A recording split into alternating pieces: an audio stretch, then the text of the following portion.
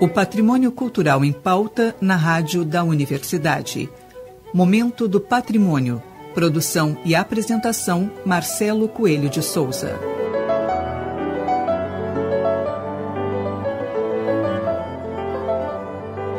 Boa noite, ouvintes. Recebemos hoje no Momento do Patrimônio a arquiteta e ilustradora Ana Luísa Keller. Ana escreveu a sua dissertação de mestrado chamado Retraçando os Becos de Porto Alegre, visualizando a cidade invisível, pelo Programa de Pós-Graduação em Planejamento Urbano e Regional da Faculdade de Arquitetura e Urbanismo da URGS. O estudo teve por objetivo recuperar antigas ruas e becos da cidade por meio de imagens e ilustrações. A pesquisa acadêmica da entrevistada também ajudou a desenvolver a história Quadrinhos Beco do Rosário, publicada em agosto de 2015. Boa noite, Ana. Muito obrigado pela presença no nosso programa. Boa noite, Marcelo. Obrigada pelo convite. E, Ana, então, vamos começar aqui com a primeira pergunta. Quais as definições de beco e de cidade invisível que tu aborda no teu mestrado?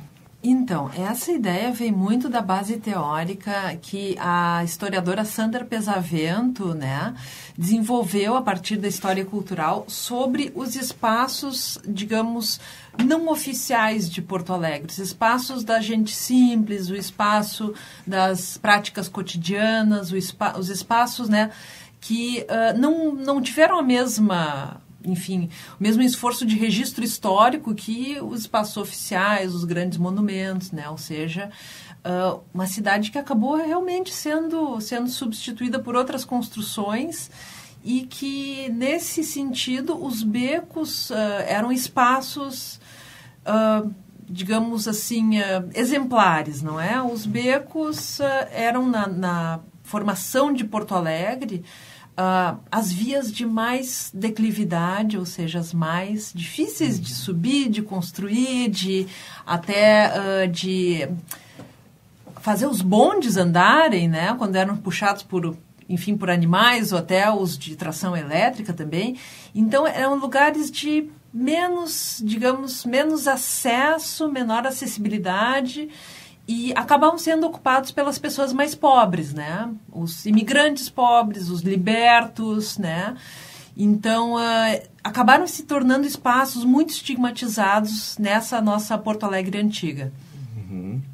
Justamente assim, Ana, a questão da tua pesquisa, até pela tua veia de ilustradora, lendo a dissertação, me parece que ela é muito baseada realmente em imagens, E como foi, assim, esse teu método de pesquisa? Era através de mapas, fotografias antigos? Exato. Então, eu trabalho já há alguns anos como ilustradora de arqueologia para várias exposições arqueológicas em museus e, basicamente, o meu trabalho era reconstituir paisagens que não existiam mais, ou seja, que, haviam sido reconstruídas ou realmente não tinham mais vestígio daquelas construções e práticas, a partir de indícios, como mapas, plantas, vestígios de fundações, indicações na literatura. A gente vai montando, então, um cenário baseado nesses vestígios. E foi o que eu fiz para Porto Alegre agora, Tanto é que a minha dissertação foi em busca de imagens, me interessou saber como eram esses espaços dos becos de Porto Alegre, como é que eles eram, que casas tinham, que prédios tinham, era assim mesmo tão sujo e tão abjeto quanto os jornais da época falavam, E fui atrás dessas imagens, fui atrás dessas plantas, para tentar reconstituir, um pouco, recriar um pouco do que aquilo pode ter sido naquela época. Uhum. E, Ana, assim, o teu mestrado, ele auxiliou, na criação da história em quadrinhos Beco do Rosário, Uhum. Que é ambientado, então, em Porto Alegre no início do século XX. E por que tu escolheste exatamente esse período histórico? Essa é uma boa pergunta. Eu também, às vezes ficava perguntando, poxa, mas por que justo esse? Eu sempre tive muita fascinação pelos anos 20 em especial. enfim, por saber que era realmente um período, né, entre guerras, mas especialmente os anos 20, de uma grande movimentação cultural, artística, né, de grandes transformações sociais também no mundo. E eu fiquei me perguntando uma época, né, como é que seria isso em Porto Alegre? Como é que era isso em Porto Alegre, não é? Como é que eram as pessoas? Como é que era a cidade? E aí, nisso, eu fui descobrir que foi justamente a época do governo do prefeito Otávio Rocha, que foi quando nós efetivamente deixamos de ser assim, uma cidade colonial portuguesa, ainda no seu traçado, e sofremos uma modernização muito grande, muito significativa, justamente nessa época, né? Uhum. Tivemos abertura, alargamento de várias vias, incluindo becos, né? E todas as imagens de modernidade urbana que nós temos de Porto Alegre começaram a surgir também naquela época. Uhum.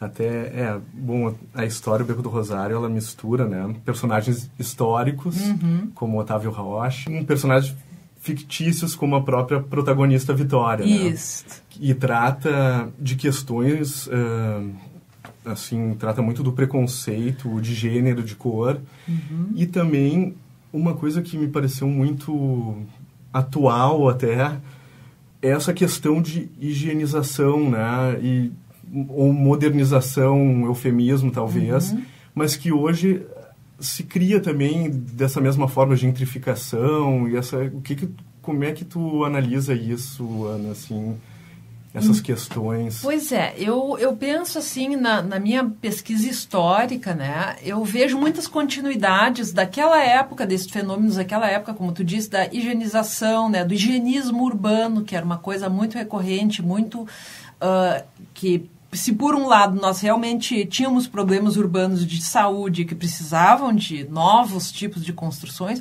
por outro também nós simplesmente continuamos varrendo determinadas populações para fora das cidades, né?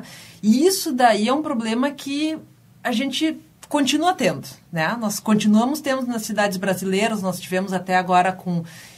um debate muito forte disso com as obras da Copa, recentemente, em 2014, não é? Vila Tronco teve... Exato. Nós tivemos também, até agora há pouco, a desocupação, né? A força ali daquela ocupação dos lanceiros negros, não é?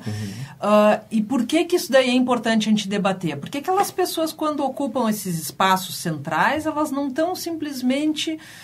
escolhendo um espaço, né, aleatoriamente. Os espaços centrais da cidade, eles trazem muitas vantagens, né? Eles são espaços em que é fácil de arranjar um emprego, o custo de transporte é muito menor, né? E ainda mais com os nossos debates sobre transporte urbano nos últimos anos, né? A gente sabe, naquela época dos anos 20 não era diferente. Então, assim, a gente tem que pensar também no direito das pessoas à centralidade. A não precisar pegar 2, 3 ônibus para ir para o trabalho, não precisar passar 2 horas em deslocamento, 4 horas em deslocamento, e ainda também gastando com isso, né? Isso são problemas que, à medida que eu ia fazendo a pesquisa histórica e escrevendo até, né, a parte ficcional, eu ficava me perguntando assim, poxa, isso ainda está acontecendo. Esses problemas não são do passado, esses problemas são do presente também. Então, eu acho que na nossa história brasileira, nós temos muitas dessas continuidades e eu acho que é importante nós pensarmos por que nós não conseguimos resolver certos problemas, né?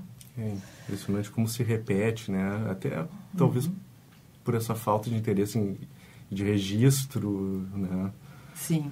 Como é que funciona? Porque, na verdade, a tua pesquisa vai muito além da questão puramente, digamos, urbanística ou arquitetônica, né? Ela inclui moda, vocabulário. E como é que funciona? Eu vi que até alguns personagens saem de fotos antigas, né? Sim. Isso é um esforço de tentar recriar um tempo, não é? Ou seja, em que as pessoas falavam, se vestiam, que a gente tinha uma cidade, mas essa cidade, ela tinha vida, né? Ela era povoada, tinha pessoas ali tomando café, tinha depois pessoas entregando jornais, tinha pessoas fazendo a feira, né, no mercado público. Então, esse é o esforço, na verdade, de saber, assim, como que essas pessoas, quais eram as práticas, né? Como que essas pessoas viviam o seu cotidiano nessa Porto Alegre de quase 100 anos atrás. E nesse sentido, a parte da pesquisa da história cultural é que me ajudou muito, porque ela é toda baseada, né, e direcionada para a investigação dessas práticas do cotidiano, né, desses pequenos indícios, desses vestígios pequenininhos do cotidiano que nos dão uma pista de como é que era a vida naquela época. E o enredo, o roteiro também saiu de alguma ideia? Então, o enredo, basicamente, que para mim, assim, foi uma espécie de experimento, né? Ou seja, amigos de infância que crescem juntos até um certo ponto, depois uma menina vai morar no Beco, a Vitória, e o Theo mora na Independência, que era a nossa, digamos, né, a avenida rica da cidade. Foi um esforço de realmente me perguntar como é que essas pessoas, né, se relacionavam, porque nós tínhamos essa mistura muito de classes e de enfim, até de cores, né, de etnicidades diferentes nessa Porto Alegre antiga, que eu imagino que poderia dar, então, em trajetórias contraditórias, mas conjuntas, né? Então, também é uma investigação nesse sentido, de me perguntar, poxa, mas como é que era isso? Né? Nós tínhamos uma população negra muito importante, mas, por outro lado, o historiador Paul Singer também dizia que Porto Alegre era uma cidade alemã. Então, como que as pessoas se relacionavam? Aí a gente tem que fazer um esforço de imaginação também, porque tem muita coisa que não está escrita. Na verdade, completar as lacunas históricas, às vezes. Exato, exatamente. Então, Ana, muito obrigado pela presença no nosso programa.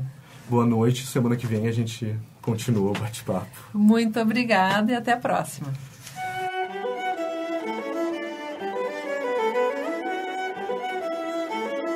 Chegamos ao fim da primeira entrevista com a arquiteta e ilustradora Ana Luísa Keller. Boa noite e uma ótima semana.